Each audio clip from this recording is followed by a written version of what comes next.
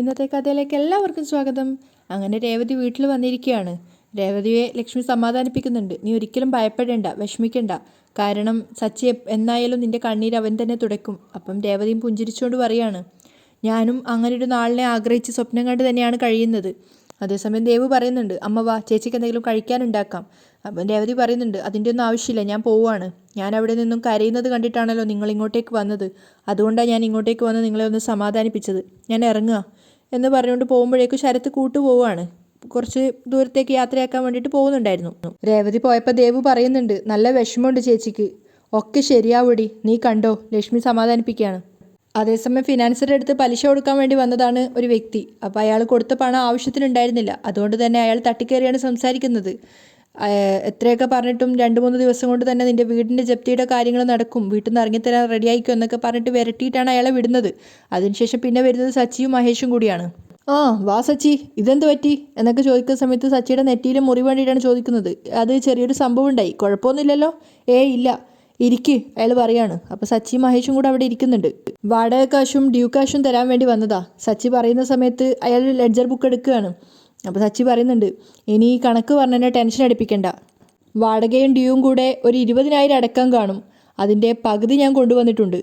അപ്പോഴേക്കും അയാളുടെ മുഖത്ത് ദേഷ്യം നിറയാണ്. സച്ചി പറയുന്നുണ്ട്, കാറിന് ഓട്ടം കുറവാ സാറേ.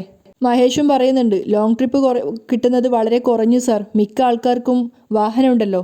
അപ്പം അയാൾ പറയുന്നുണ്ട്, എല്ലാവരും വന്ന് കഷ്ടപ്പാട് പറഞ്ഞാൽ ഞാനെന്ത് ചെയ്യും? പണം വാങ്ങിക്കാൻ കാണിക്കുന്ന ഉത്സാഹം അത് തിരിച്ചു തരാൻ കാണിക്കുന്നില്ലല്ലോ. ഒരു സ്ത്രീ ഭർത്താവും മക്കളും അറിയാതെ ആധാരം പണയം വെച്ചു. പലിശ ചോദിച്ചപ്പോൾ ബബ്ബ കൈമലർത്തുവാ. എന്താ ആ സ്ത്രീയുടെ പേര്? അയാളിങ്ങനെ ആലോചിക്കുകയാണ്. സച്ചി ഇറിറ്റേഷനായിട്ട് ഇരിക്കുകയാണ്. അപ്പം അയാൾ പറയുന്നുണ്ട്, എന്താ പറഞ്ഞു വന്നതെന്ന് വെച്ചാൽ എൻ്റെ അടുത്ത് ഇങ്ങനെയുള്ള ഉടായ്പൊന്നും നടക്കില്ലല്ലോ. അതുകൊണ്ട് തന്നെ ഞാൻ അവരുടെ വളയും ഊരി വാങ്ങി. അപ്പം സച്ചിൻ പറയാണ്, സാർ ഒരു കേടിയാണെന്ന് അവരറിഞ്ഞു കാണില്ല. ഇപ്പോഴായിരിക്കും മനസ്സിലായിട്ടുണ്ടാവുക. നമ്മളെന്തിനാ മറ്റുള്ളവരുടെ കാര്യം പറയുന്നത്, നമുക്ക് നമ്മുടെ കാര്യത്തിലേക്ക് വരാം. എന്നിട്ട് സച്ചി വീണ്ടും അവരുടെ വിഷയത്തിലേക്ക് തന്നെ വരികയാണ്. പക്ഷേ ആ സമയത്തൊക്കെ ഫിനാൻസറുടെ മുഖത്ത് നല്ല ദേഷ്യമാണ്. അപ്പോൾ സച്ചി പറയുന്നുണ്ട്, സാർ ഈ കാശ് വാങ്ങണം, പിന്നെ ഓട്ടം കുറവാണെന്ന് പറഞ്ഞല്ലോ, വാടക കാശ് സാറ് കുറച്ച് കുറക്കണം. അപ്പോൾ അയാൾ പരിഹസിക്കുകയാണ്, കുറക്കാനോ? കുരക്കാൻ ഞാനെന്താടാ നായോ എന്ന് പറഞ്ഞുകൊണ്ട് അയാൾ കുരക്കുകയാണ്, പട്ടി കുരക്കും പോലെ. ബോ ബോ ബോ ബോ എന്നൊക്കെ പറഞ്ഞ് അയാൾ എന്നെ പൊട്ടിച്ചിരിക്കുകയാണ് സച്ചിയെ മഹേഷിനെ നോക്കിയിട്ട്. സച്ചിക്ക് അയാളെ കൊല്ലാനുള്ള ദേഷ്യം വരുന്നുണ്ടായിരുന്നു അവൻ്റെ ദേഷ്യത്തിന്. പക്ഷേ ഒന്നും ചെയ്യാൻ പറ്റാത്തതുകൊണ്ട് അടക്കി പിടിച്ച് നിൽക്കുകയാണ്. അപ്പം അയാൾ കളിയാക്കിക്കൊണ്ട് പറയുന്നുണ്ട്, കുരച്ചു. എടാ, അഡ്വാൻസ് പോലും വാങ്ങിക്കാതെയല്ലേ വാടക വണ്ടി ഓടിക്കാൻ വേണ്ടി ഞാൻ നിനക്ക് എൻ്റെ വണ്ടി തന്നേ. 5,000-ഉം 10,000-ഉം ഒക്കെ അഡ്വാൻസ് വാങ്ങിയിട്ടാ ഞാൻ മറ്റുള്ളവർക്ക് വണ്ടി കൊടുക്കുന്നത്. അതൊക്കെ നിനക്ക് അറിയാവുന്നതല്ലേ. പിന്നെ കുറേ കാലം നമ്മൾ തമ്മിലുള്ള ഡീല് നടക്കുന്നത് കൊണ്ടാണ് ഞാൻ നിന്നോട് അഡ്വാൻസ് പോലും വാങ്ങിക്കാതെ വണ്ടി തന്നത്. വാടക കാശ് കുറക്കണം പോലും. നീ ഒരു കാര്യം ചെയ്യ്, കാർ ഇവിടെ ഇട്ടിട്ട് പോ. എന്നിട്ട് മുഴുവൻ കാശും തന്നതിന് ശേഷം കാർ എടുത്തിട്ട് പോ. സച്ചി ദേഷ്യം എത്ര ഉണ്ടെങ്കിലും അടക്കി പിടിച്ചിട്ടാണ് സംസാരിക്കുന്നത്. സാറെന്താ ഇങ്ങനെയൊക്കെ പറയുന്നത്?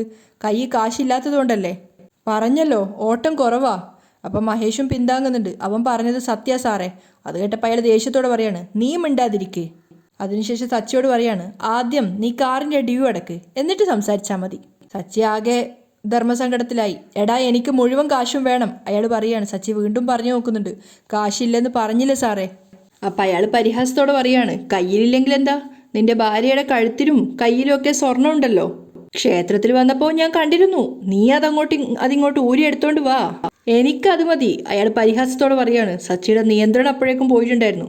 അവൻ ദേഷ്യത്തോടെ എഴുന്നേറ്റപ്പോൾ അയാൾ കളിയാക്കി ചോദിക്കുന്നുണ്ട്, എന്താടാ ദേഷ്യം വന്നോ നിനക്ക്? ഞാൻ പറഞ്ഞില്ലേ ഒരു സ്ത്രീ വന്നിട്ട് വള തന്നിട്ട് പോയെന്ന്. പണം മാത്രമല്ല, സ്വർണവും ഡയമണ്ടും ഒക്കെ ഞാൻ സ്വീകരിക്കും. അപ്പം സച്ചിയും പറയുന്നുണ്ട്, എനിക്കറിയാലോ നിങ്ങളെ, ഞാൻ അവളുടെ കഴുത്തിൽ കെട്ടിയ താലി നിങ്ങൾക്ക് വേണമല്ലേ. അപ്പം അയാളും പറയാണ്, നീ കാശില്ലെന്ന് പറഞ്ഞത് കൊണ്ടാണല്ലോ ഞാൻ ചോദിച്ചേ. നീ ഒരു കാര്യം ചെയ്യ്, കാർ ഇവിടെ ഇട്ടിട്ട് പോ, കാശും കൊണ്ട് വന്നിട്ട് കാർ എടുത്തോണ്ട് പോയിക്കോ. അപ്പം സച്ചി പറയുന്നുണ്ട്, കാർ ഓടിക്കാതെ എങ്ങനെ കാശ് തരാൻ പറ്റും? ഒരു 3-4 ദിവസം കൂടി ടൈം താ, കാശ് മുഴുവൻ ഞാൻ തരാം. അപ്പം അയാൾ വീണ്ടും ചോദിക്കുകയാണ്, തരുമോ? ഉറപ്പായിട്ടും ഞാൻ തരാം. ശരി, നീ ഇപ്പം കൊണ്ടുവന്ന കാശ് തന്നിട്ട് പോ. 4 ദിവസത്തിനകം ബാക്കി കാശ് എത്തിക്കണം. സച്ചി കൊണ്ടുവന്ന പണം വാങ്ങിയിട്ട് അയാൾ സച്ചിയെയും മഹേഷിനെ അവിടുന്ന് പറഞ്ഞു വിടുകയാണ്. പുറത്തെത്തിയപ്പം ചന്ദ്ര പറഞ്ഞതുപോലെ തന്നെയാണ് സച്ചിയും പറയുന്നത്. എന്തൊരു ദുഷ്ടനാടാ ഇയാള്. അയാളുടെ സ്വഭാവം മാറിയത് കണ്ടോ? ചെകിട്ടത്തിട്ട് 2 പൊട്ടിക്കാനാ തോന്നിയത്. അത് കേട്ടപ്പം മഹേഷ് പറയുന്നുണ്ട്, സോറി സച്ചി, എല്ലാം ഞാൻ കാരണല്ലേ ഉണ്ടായത്. നീ കാരണമൊന്നുമല്ല. സച്ചി അവനെ സമാധാനിപ്പിക്കുകയാണ്. ഒക്കെ ആ ഗജാനന്ദൻ കാരണ. പിന്നെ വീട്ടിലുണ്ടല്ലോ ഒരുത്തി, അവളും. അപ്പം മഹേഷ് പറയുന്നുണ്ട്, നീ എന്തിനാടാ രേവതിയെ കുറ്റപ്പെടുത്തുന്നേ? അവൾ നിന്റെ നന്മയ്ക്ക് വേണ്ടി ചെയ്തതാ. നീ ഇപ്പോൾ വീട്ടിലേക്ക് ചെല്ല്. മഹേഷ് പറയാണ്, ഏയ് ഞാൻ വീട്ടിലേക്കില്ല. രേവതിയായിട്ട് നന്നായിട്ട് വഴക്കടിച്ചു. എൻ്റെ മനസ്സിൽ നിന്ന് അവൾ ചെയ്തത് പോകുന്നില്ലടാ. സച്ചിയുടെ മനസ്സിൽ നിന്ന് ഫിനാൻസർ പറഞ്ഞ വാക്കുകളും പോകുന്നില്ല. അയാൾ പറഞ്ഞതൊക്കെ നീ കേട്ടതല്ലേ? അപമാനിച്ചു അയാൾ എന്നെ. ആ വാക്കുകൾ എൻ്റെ മനസ്സിൽ നിന്ന് പോകുന്നില്ല. ഒക്കെ കൂടി ആലോചിക്കുമ്പോൾ തല പെരുക്കുക. അപ്പം മഹേഷ് പറയുന്നുണ്ട്, നീ പറയുന്നത് കേൾക്ക് സച്ചി, നീ ഇപ്പോൾ വീട്ടിലേക്ക് പോ. സച്ചി വീണ്ടും പറയാണ്, വീട്ടിലേക്ക് പോകുന്നില്ല ഞാൻ നിന്നോട് പറഞ്ഞില്ലേ. പിന്നെ എവിടെ പോവും? മനസ്സമാധാനം കിട്ടുന്ന എവിടെയെങ്കിലും പോയിരിക്കാം. അപ്പോൾ മഹേഷ് പറയാണ്, നല്ല കാര്യം. ഏത് ക്ഷേത്രത്തിലാണ് പോകുന്നേ? അപ്പോൾ സച്ചി ചോദിക്കുക, ക്ഷേത്രത്തിലോ? അവിടെ പോയിട്ട് നമ്മുടെ വിഷമങ്ങൾ ദൈവത്തിനോട് പറഞ്ഞിട്ട് എന്താ കാര്യം? ദൈവത്തിന് 1008 ജോലിയുണ്ട്, അതിനിടയ്ക്ക ഇത്. നമുക്ക് ആശ്വാസം തരുന്ന ഒരേ ഒരു ഇടയുള്ളൂ, അത് ബാറാ. അവിടെ പോയിരിക്കാം. അപ്പം മഹേഷ് ചോദിക്കുക, അവിടെ എന്തിനാ പോകുന്നേ? തലകുത്തി മറിയാൻ. നീ എന്താടാ ഒന്നും അറിയാത്ത പോലെ പറയുന്നേ? മനസ്സിന് വേദന വന്നാലും ശരീരത്തിന് വേദന വന്നാലും അത് മാറ്റാൻ ഒരൊറ്റ കാര്യമേ ഉള്ളൂ, ബാറിൽ പോയിരുന്ന് അവിടുന്ന് മദ്യപിക്കുക. അങ്ങനെ മഹേഷിനെയും കൂട്ടിയിട്ട് ബാറിലേക്ക് പോവാണ് സച്ചി. അതേസമയം ഇൻ്റർവ്യൂ ഒക്കെ കഴിഞ്ഞിട്ട് സുധി അങ്ങോട്ടേക്ക് വരുന്നുണ്ട്. ചന്ദ്രയാണെങ്കിൽ ഗൾഫിൽ നിന്ന് വരുന്ന മകനെ സ്വീകരിക്കുന്ന പോലെയാണ് സുധിയെ സ്വീകരിക്കുന്നത്. സുധിയെ കണ്ടപ്പോൾ തന്നെ ഭയങ്കര സന്തോഷത്തോടെ അകത്തേക്ക് നോക്കി വിളിച്ചു പറയാണ്, ശ്രുതി ഇതാ സുധി വന്നു. അതിനുശേഷം അവനെ കൈയൊക്കെ പിടിച്ച് വലിച്ചാണ് അകത്തേക്ക് കൊണ്ടുപോകുന്നത്. സുധി തന്നെ ചോദിക്കുന്നുണ്ട്, അമ്മ എന്താ ഞാൻ ഗൾഫിൽ നിന്ന് വന്നതാണോ? ആദ്യമായിട്ട് കാണുന്ന പോലെ എന്നെ ഇങ്ങനെ കൂട്ടിക്കൊണ്ടുപോകുന്നതൊക്കെ ചോദിക്കുകയാണ്. ശ്രുതി വന്നിട്ട് സന്തോഷത്തോടെ ചോദിക്കുകയാണ്, സുധി ഇൻ്റർവ്യൂ എങ്ങനെ ഉണ്ടായിരുന്നു? ഏയ് ഉറക്കെ പറയല്ലേ, അകത്ത് രേവതിയുണ്ട്. ഇത്രയും നാൾ ഇവൻ ജോലിക്ക് പോയില്ലെന്നറിഞ്ഞാ അതെല്ലാവരെയും അവൾ അറിയിക്കും. അവൾ ഇവൻ്റെ അച്ഛനോട് പോയി പറയും. അപ്പോൾ ശ്രുതി പറയുന്നുണ്ട്, അതിനവൾ ഈ വീട്ടിലില്ല ആൻറ്റി. ഇല്ലേ? അവൾ കറങ്ങാൻ പോയിരിക്കുകയാണോ? ചന്ദ്രയുടെ മുഖപ്പോഴേക്കും മാറുകയാണ്. ഇങ്ങ് വരട്ടെ. ചന്ദ്രക്ക് ദേഷ്യം വരുന്നുണ്ട്. അപ്പോൾ ശ്രുതി മനസ്സിൽ വിചാരിക്കുകയാണ്, പറഞ്ഞത് അബദ്ധമായോ? ശ്രുതി ഇൻ്റർവ്യൂ എങ്ങനെ ഉണ്ടായിരുന്നു അത് പറ. അപ്പോൾ ശ്രുതി വലിയ താല്പര്യമില്ലാത്ത മട്ടാണ് സംസാരിക്കുന്നത്. ഓ അറ്റൻഡ് ചെയ്തു, അതിന് ഇൻ്റർവ്യൂ എന്നൊന്നും പറയാൻ പറ്റില്ല. അപ്പോൾ ശ്രുതിക്ക് ടെൻഷനാവുകയാണ്. ശ്രുതി എന്താ ഇങ്ങനെ ഉത്സാഹമില്ലാതെ പറയുന്നേ? അപ്പോൾ ചന്ദ്ര പറയുന്നുണ്ട്, അത് ശ്രുതിക്ക് നല്ല ക്ഷീണമുണ്ട്, അമ്മ പോയി ജ്യൂസ് എടുത്തിട്ട് വരാം. മോനെ നിനക്ക് വേണ്ടി അമ്മ മാതളൊക്കെ വാങ്ങിച്ചു വെച്ചിട്ടുണ്ട്. അപ്പോൾ ശ്രുതി പറയാണ്, അമ്മ എനിക്ക് വേണ്ട, ജ്യൂസ് ശ്രുതിക്ക് കൊടുക്ക്. അപ്പോൾ ശ്രുതി ടെൻഷനോടെ വീണ്ടും പറയാണ്, അതൊക്കെ വിട്, ജോലി കിട്ടുമോ അത് പറ. ചന്ദ്രയും പേടിയോട് ചോദിക്കുന്നുണ്ട്, മോനെ നിനക്ക് ജോലി കിട്ടുമോ, അതോ എല്ലാ തവണത്തെയും പോലെ നീ അവരോട്? അപ്പോൾ ശ്രുതി പുഞ്ചിരിച്ചുകൊണ്ട് പറയാണ്, എനിക്ക് ജോലി കിട്ടിയമ്മേ. അപ്പോഴേക്കും അവർക്ക് രണ്ടുപേർക്കും പറഞ്ഞറിയിക്കാൻ പറ്റാത്ത സന്തോഷമാണ്. അപ്പോൾ ശ്രുതി പറയാണ്, ഞാൻ ജോയിൻ ചെയ്തു. എൻ്റെ ദൈവമേ, എൻ്റെ പ്രാർത്ഥന നീ ഒടുക്കം കേട്ടല്ലോ. ചന്ദ്ര മുകളിലേക്ക് നോക്കി കൈകൂപ്പിക്കൊണ്ട് പറയാണ്. ശ്രുതിയും കൺഗ്രാറ്റ്സ് പറയുന്നുണ്ട്. അപ്പോൾ ചന്ദ്ര പറയാണ്, ഇപ്പോൾ ഒരു സമാധാനമായി. ഇത്രയും കാലം ഇവന് ജോലിയില്ലാത്തത് മറച്ചു വെച്ചു. സത്യം രവിയേട്ടൻ അറിയോന്നുള്ള പേടിയില്ല ഞാൻ ഇത്രയും കാലം കഴിഞ്ഞത്. ഇനി എനിക്കാരെയും പേടിക്കണ്ടല്ലോ. അപ്പോൾ ശ്രുതിയും പറയുന്നുണ്ട്, എന്തു തന്നെയാലും നല്ല ജോലി കിട്ടിയല്ലോ. എന്തു നല്ല ജോലി? അമ്മേ, എൻ്റെ പഠിപ്പിന് പറ്റിയ ജോലിയൊന്നും അല്ല ഇത്. ശ്രുതി വലിയ താല്പര്യമില്ലാത്ത മട്ടിലാണ് സംസാരിക്കുന്നത്. വേറെ വഴിയില്ലാത്തത് കൊണ്ട് ഞാൻ ജോയിൻ ചെയ്തു. എൻ്റെ ഡിഗ്രികൾ എത്രയാണ് ശ്രുതി? ആ സ്ഥാപനത്തിൻ്റെ MD 10ാം ക്ലാസ് പാസ്സായിട്ടുണ്ടോ എന്ന് പോലും എനിക്ക് സംശയമാണ്. അപ്പോൾ ചന്ദ്ര ചോദിക്കുന്നുണ്ട്, പിന്നെ എങ്ങനെയായാലും മുതലാളിയായി? ആ അമ്മേ, അതാ എനിക്കും മനസ്സിലാവാത്തത്. ശ്രുതി വീണ്ടും പറയാണ്, അയാളുടെ സംസാരം കേട്ടാൽ തോന്നും അയാൾ എലോൺ മസ്ക് ആണെന്ന്. അപ്പോൾ ചന്ദ്ര ചോദിക്കുക, മോനെ മാസ്ക് എന്ന് പറഞ്ഞാൽ നമ്മൾ കൊറോണ കാലത്ത് മുഖത്ത് വെക്കുന്നതല്ലേ? അമ്മേ മാസ്ക് അല്ല, മസ്ക്. അപ്പോൾ ശ്രുതിനോട് സംശയം ചോദിക്കുകയാണ്. അപ്പോൾ ശ്രുതി പുഞ്ചിരിച്ചുകൊണ്ട് പറയുന്നുണ്ട്, അമ്മേ എലോൺ മസ്ക് എന്ന് പറഞ്ഞാൽ ലോകത്തിലെ ഏറ്റവും വലിയൊരു പണക്കാരനാ. മോനെ ഈ മുതലാളിയും വലിയ പണക്കാരനാണോ? ചന്ദ്ര ചോദിക്കുകയാണ്. 4 കാർ ഷോറൂമൊക്കെ ഉണ്ട് അയാൾക്ക്. അയാളുടെ കഥ പറച്ചിലുകൾ കേട്ടാൽ തോന്നും ലോകം മുഴുവൻ അയാൾക്ക് ഷോറൂമുകളുണ്ടെന്ന്. ഇതൊക്കെ ഒഴിവാക്കി വല്ല മോട്ടിവേഷൻ ക്ലാസ് എടുക്കാൻ പോകുന്നതാ അമ്മ അയാൾക്ക് നല്ലത്. അപ്പോൾ പേടിയോടെ ശ്രുതി പറയുന്നുണ്ട്, ശ്രുതി ഇതൊന്നും അയാളോട് പറഞ്ഞേക്കല്ലേ. ഇല്ലില്ലില്ല, ഞാനിതൊന്നും അയാളോട് പറഞ്ഞിട്ടില്ല. ജോലി നമുക്ക് വേണമല്ലോ. അമ്മേ, ഇന്ന് തന്നെ എൻ്റെ ബുദ്ധിയും അറിവും ഞാൻ അയാളുടെ മുന്നിൽ കാണിച്ചിട്ടില്ല. അപ്പോഴേക്കും ചന്ദ്രക്ക് സന്തോഷമാവാണ്. എൻ്റെ മോൻ ബുദ്ധിശാലിയല്ലേ, ആരോട് എങ്ങനെയൊക്കെ പെരുമാറണമെന്ന് എൻ്റെ മോന് നന്നായിട്ട് അറിയാം. ശ്രുതി കണ്ടല്ലോ എൻ്റെ മോൻ്റെ സാമർഥ്യം എന്നൊക്കെ പറഞ്ഞ അഭിമാനത്തോടെ പറയാണ്. അപ്പോഴും ശ്രുതി പറഞ്ഞുകൊണ്ടിരിക്കുകയാണ്, ആ MDയുടെ കീഴിൽ ജോലി ചെയ്യാന്ന് പറയുന്നതാണ് ആകെ ഒരു ബുദ്ധിമുട്ട്. ലോകത്തിലെ പകുതിയിലേറെ പേരും അയാളെ പോലെയാണെന്നൊക്കെ അയാൾ പറയുന്നത്. അത് കേൾക്കുന്തോറും ശ്രുതിക്ക് പേടിയാവാണ്. ശ്രുതി, അയാൾ എന്നെ കൊണ്ട് ഹാർഡ് വർക്ക് ചെയ്യിപ്പിക്കും. സക്സസ് ആവാൻ വേണ്ടി അങ്ങനെ ഹാർഡ് വർക്ക് ചെയ്യണമെന്നൊന്നുമില്ല, ബുദ്ധി ഉപയോഗിച്ചാൽ മതി. ഹാർഡ് വർക്കല്ല, സ്മാർട്ട് വർക്കാണ് എനിക്കിഷ്ടം. 30 വർഷം അയാൾ മെക്കാനിക്കായിട്ട് വർക്ക് ചെയ്തതാണത്രേ.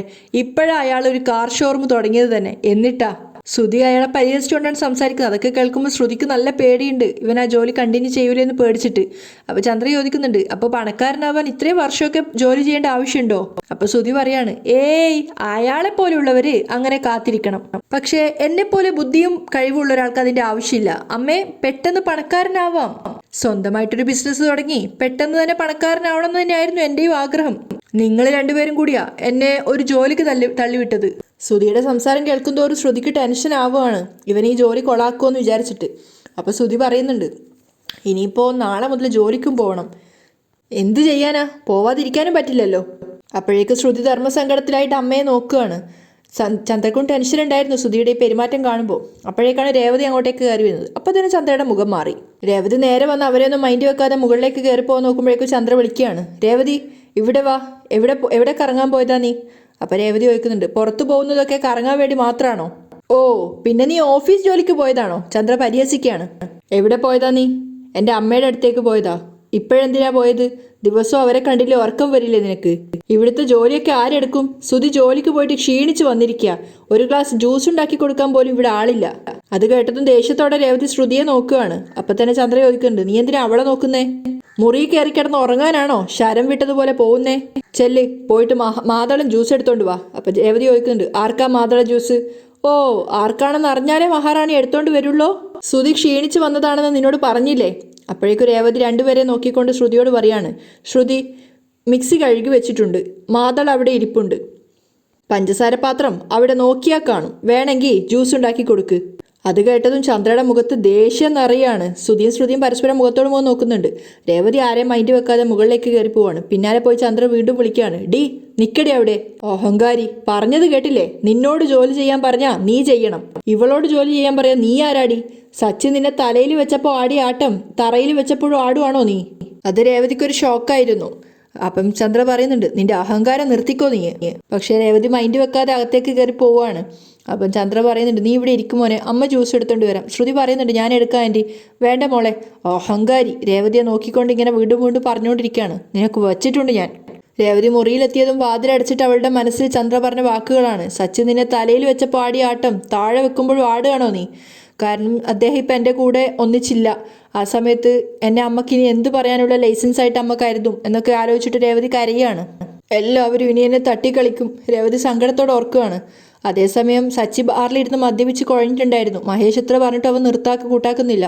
അപ്പോഴാണ് ഗജാനന്ദൻ്റെ ആ ഒരു 2 ഗുണ്ടകൾ അവിടേക്ക് വരുന്നത്. അവർ സച്ചിയെ കണ്ടപ്പോൾ മനഃപൂർവ്വം പ്രൊവോക്ക് ചെയ്യാൻ വേണ്ടിയിട്ട് അങ്ങോട്ട് വരികയാണ്. എന്നിട്ട് വായിത്തോന്നതൊക്കെ വിളിച്ച് പറയുന്നുണ്ട്. എന്തൊക്കെയോ ചെയ്യുമെന്ന് പറഞ്ഞിട്ടായിരുന്നു സച്ചി പോയത്. എന്നിട്ട് എന്തായി? ഗജാനന്ദനെതിരെയുള്ള തെളിവിന് വേണ്ടിയിട്ട് ആ CC ക്യാമറ നോക്കാൻ വേണ്ടി പോയിട്ടുണ്ടായിരുന്നല്ലേ, എന്നിട്ട് അത് കിട്ടിയില്ല എന്നൊക്കെ പറഞ്ഞിങ്ങനെ സച്ചിയെ പ്രൊവോക്ക് ചെയ്തുകൊണ്ടിരിക്കുകയാണ്. കുറേ നേരം സച്ചി ക്ഷമിക്കുന്നുണ്ടായിരുന്നു. അവസാനം രണ്ടും കൽപ്പിച്ച് സച്ചി എഴുന്നേറ്റ് ആ പറയുന്നവനെ തല പിടിച്ച് ആ ഭിത്തിയിൽ അവിടെ അടിക്കുകയാണ്, മേശയോട്. അപ്പോഴേക്കും അവിടെ ഭയങ്കര പ്രശ്നമാവുകയും അവിടുത്തെ ബേറർ വന്നിട്ട് പറയുന്നുണ്ട്, സച്ചി നിർത്തുന്നൊക്കെ പറഞ്ഞിട്ട് അയാൾ റൂഡായിട്ട് സംസാരിക്കുകയാണ്.